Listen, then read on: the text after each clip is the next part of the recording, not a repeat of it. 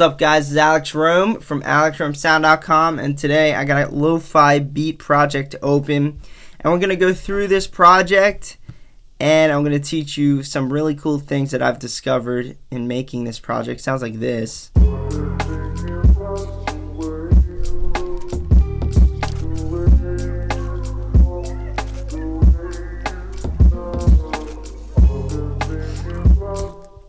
This project, my man Baywood actually sent it to me. I was feeling a little waterlogged on creativity, and so when that happens, I hit him up and say, hey, can you send me projects? I can't think of anything to save my life. He sends me projects. I add stuff to them and tweak them and this and that, and yeah, it's a cool way to get over your creative block hump. But anyway, I have to start out with a couple messages before we jump into this. First thing is, go hit the comment section right now and let me know what genres of music you guys listen to. So if I were to answer that question, I would say half the time I'm listening to hip-hop, half the time it's electronic music. So go ahead, hit the comments, and let me know what you listen to. If you go to shows, are half your shows this genre, half the other half that genre, or are all of the shows you go to electronic music or all hip-hop or rock and roll? Let me know. Hit the comment section right now. Let's talk about genres. Next thing, videos are going to be a little spaced out over the next couple weeks, and the reason for that is I'm doing other stuff on the business I'm working on, marketing things like email campaigns, Instagram ads, Facebook ads, the business of AlexFromSound.com, the back end of that. I am building a couple other courses right now that will be live on AlexFromSound.com. I need to take my foot off the gas with making videos until I get those done, but don't worry, videos will be coming out every week, so do not worry about that. So with that being said, let's jump into what we got here, and I will get to showing you how I did some things here, or how I guess Baywood did some things too.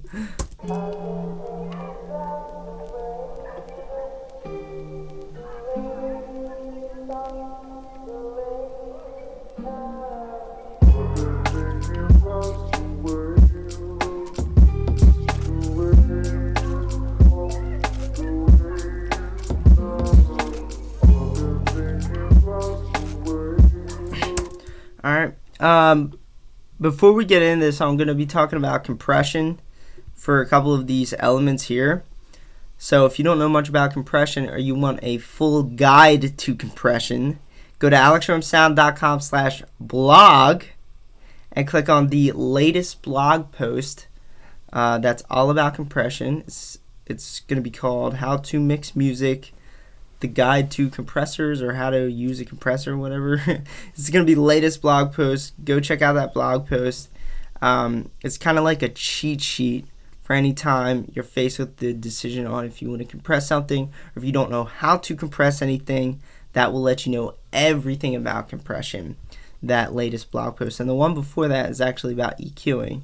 So my goal is to make a bunch of blog posts that teach you how to mix a song perfectly. So make sure you hit those blogs up. So first thing I wanted to talk about was this thumb bass here. It sounds like this.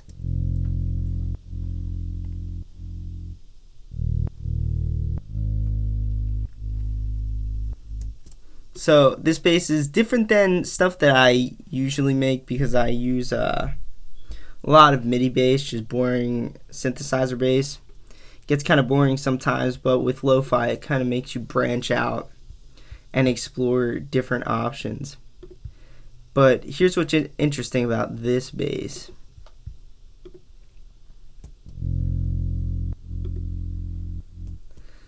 You compress basses like this. So any kind of decaying bass, it's a good idea to want to press down on the front part of the bass, like you see here, the attack of the bass, because it makes the bass actually last a little bit longer, especially if you put the release at a slower amount of milliseconds. Now I didn't crush this bass, because if you crush it, then the bass will never end, and I think the point of a decaying bass is so that it does end at some point, unless it's a sustaining bass, which is like a Midi bass or something like that. So I compressed this bass, this thumb bass. If I had played this bass by hand, I would be compressing this a lot harder, and you would learn that in the blog post at alexfromsound.com. If you go hit that up, any bass played by hand, you want to compress that a little bit harder than you would an electronic sound or synthetic sound. But that was that bass. It's just the EXS24. I think it's literally a preset within Logic, and it sounds pretty good. You know, it's pretty deep. It sounds fat. It sounds great in cars.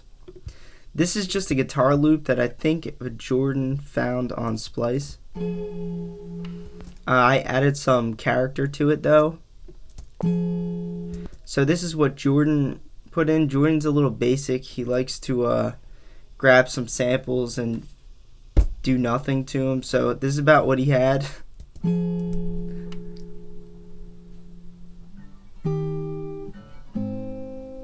Sounds crazy awesome. But we had to add a couple things to it. I think tuner was already on here, but I added chorus to it to make it wide. So this is what we had before chorus. Not now, making hits! So this is what we had before chorus. Actually, it already sounds spread. And then I put chorus on. And I guess what that does is it just made the left and right ear a little bit more wavy.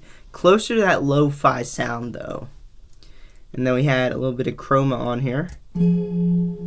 Add a little bit of space around everything. We EQ'd the low frequencies out of that sample. If you want to learn more about EQing, go to alexfromsound.com/blog and check out that EQ blog. It's a full guide to everything you need to know about an EQ. I bit crushed this sample, so you hear that fuzz. I wanted to make this less flat and less clean. The less clean you can make a song, the more all of your layers kind of glue together, at least in my opinion, because when things are dirtier, like basically adding fuzz to this, it helps to glue your layers together and eliminate empty sounds, like emptiness.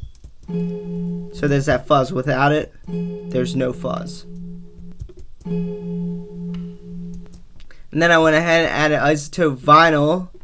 It makes it more, see how it's like warped? It's like bending down and up, the pitch. Or if I put it all the way up, you'll definitely hear it now.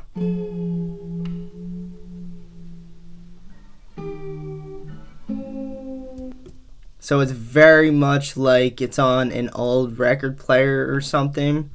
And it sounds really cool. It sounds really, really cool. So I put that back down to 50% or 40% so that it's subtle. But when you do things like that, it helps bring out the instruments a little more. So when you have, say you have a layer of 8 sounds, and out of those 8 sounds you have like a pad layer in there that you're never going to notice at all, but you want people to notice, doing things like pitch modulation will actually help bring that layer out.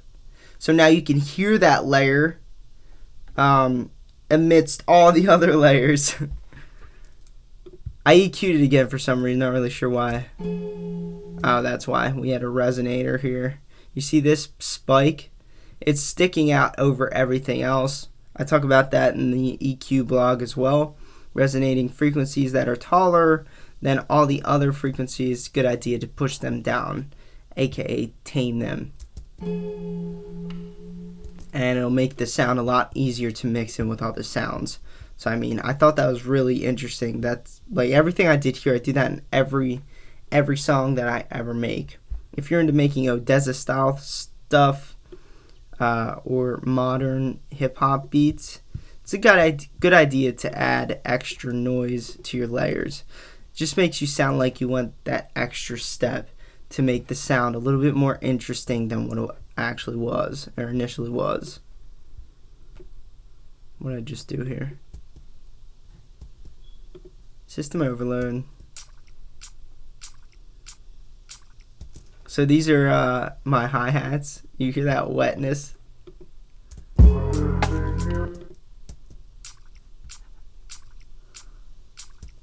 Yeah.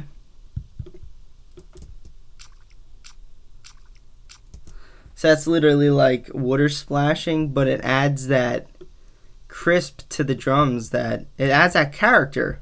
So you couldn't find that sound on a hi-hat that sounds like this. You couldn't just find that on Splice or in somebody's sample pack. You gotta make that, and that's your character.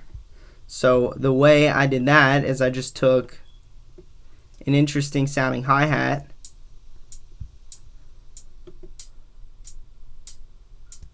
and I added some Elektron to it. Isn't that nasty? That's cool. I love that. Let's go down here. We also have a lot of other sound effects layered on the drums. They sound like this. Isn't that weird? It's just like a bunch of weird sounds. But they all build around the kick and the snare.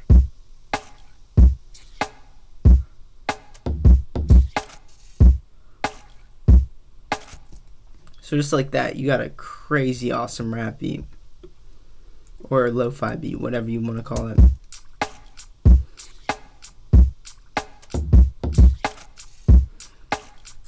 See how all of the emptiness is kind of stripped away with those unique sounds that kind of layer on top of the drums?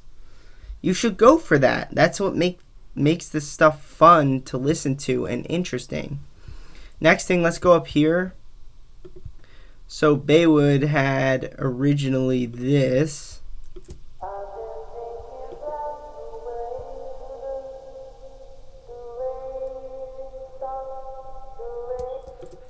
And this I actually didn't even edit besides the pitch. The only thing I edited was the pitch, because I made it, I think, go up here or down. Yeah, I made it go down pitch there. And that's all I edited. He actually had this sound exactly as it does. I've been thinking about the way you look, the way you talk. Wow, that's awesome. That sounds crazy. So here's with all the modulation on it. I guess it's up pitched with the pitch shifter. Then I down pitched it every couple of bars. Since lo-fi is repetitive, I try to change things up by changing things every 8 bars, I think.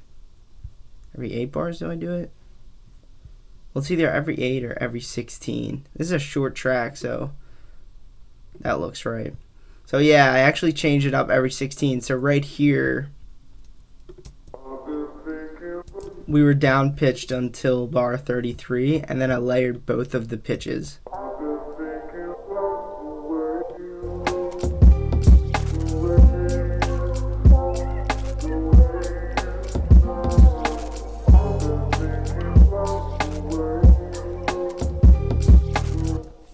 Just like that, you got a really, really satisfying lo-fi beat to listen to.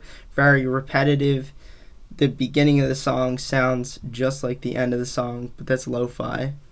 So there were some cool things that I learned in there that I wanted to pass on to you guys. I hope you enjoyed this video and took value from it. If you did, give me a thumbs up, comment your stuff in the comment section below, subscribe to this channel, turn on the little bell for notifications. I love you guys. Peace out.